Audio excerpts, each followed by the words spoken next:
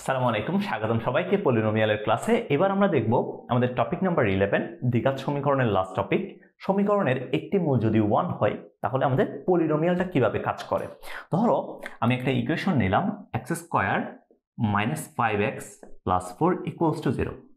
So আমি যদি এটা সলভ করি, এখান থেকে যদি মূলগুলো বের করি, x² - 4x - x + 4 = 0। দেন আমি যদি x কে কমন নিই তাহলে x - 4 - 1 কে কমন নিলে x - 4 = 0। সো এখান থেকে পাবো x - 4 × x - 1 = 0, x = 4, আর একটা পাবো 1। এটা হচ্ছে 1, 4 পাবো x এর ভ্যালু। ঠিক আছে, এখন একটা মূল যদি 1 হয়ে যায় পলিনোমিয়ালের, তাহলে এখানে কি ঘটনা ঘটে দেখো। তুমি যদি এই পলিনোমিয়াল ইকুয়েশনের দিকে খেয়াল করো, সহগগুলাকে তুমি যদি নাও, x² এর সহগ কত দেখো তো। এখান থেকে x² এর সহগ হচ্ছে আমাদের 1, x এর সহগ হচ্ছে 5, আর কনস্ট্যান্ট পথ হচ্ছে আমাদের 4। সরি, x এর সহগ হচ্ছে -5। তুমি যদি প্রত্যেকটাকে যোগ করো, এদের যদি যোগফলটা নাও, তাহলে যোগফলটা দেখো 1 - 5 + 4 = কত আসে? 5, আর -5 মানে হচ্ছে আন্ডা আসে, 0 আসে। তো যখন আমাদের x এর সহগ x এর একটা মূল যখন 1 হয়ে যাবে, তখন x² এর সহগ, x এর সহগ এবং কনস্ট্যান্ট পথ, এই তিনটা জিনিসের যোগফল আমাদের 0 হয়ে যাবে।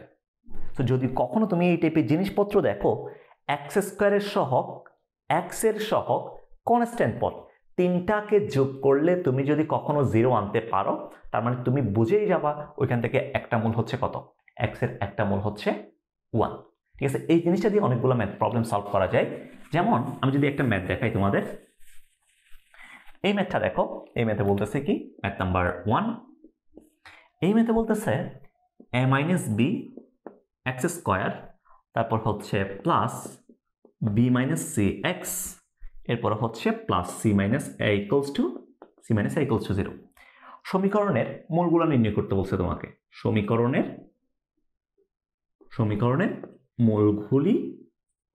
মূলগুলি নির্ণয় করো। আমি যদি একটা কাজ করি, তুমি যদি এখানে একটা জিনিস খেয়াল করো, x² এর সহগটা নাও তো। আমি যদি এগুলোকে যোগ করি তাহলে x² এর সহগ হচ্ছে a - b, x এর সহগ কত, b - c, কনস্ট্যান্ট কত, c - a। সো এদের যোগফল যদি তুমি নাও, a মোকাবেলা b মোকাবেলা c মোকাবেলা = কত আসতেছে, = 0 আসতেছে না। সুতরাং আমরা বলতে পারবো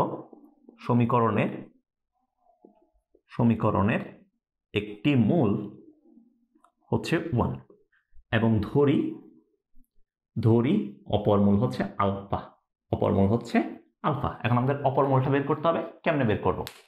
সো আমরা জানি একটা দ্বিঘাত সমীকরণের আমি যদি মূলদের গুণফলকে নিই, মূলদের গুণফল সমান কত, আলফা × 1 সমান, এখান থেকে পাবো c - a / a - b।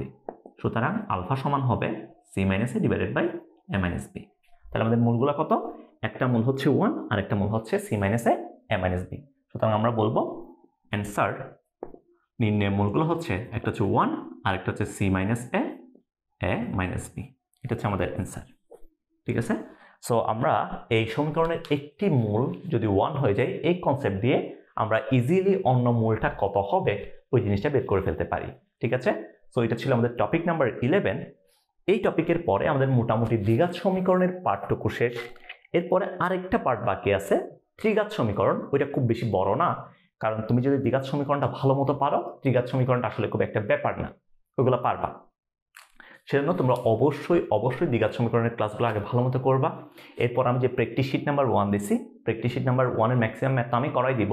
তাও তুমি নিজে ট্রাই করবা, যেহেতু আমি তোমাদেরকে প্রত্যেকটা কনসেপ্ট প্লাস কনসেপ্টের সাথে ম্যাথ করাই দিছি, তুমি অবশ্যই করতে পারবা। ঠিক আছে, সবাই ভালো থাকবা, সুস্থ থাকবা। আল্লাহ হাফেজ, টাটা।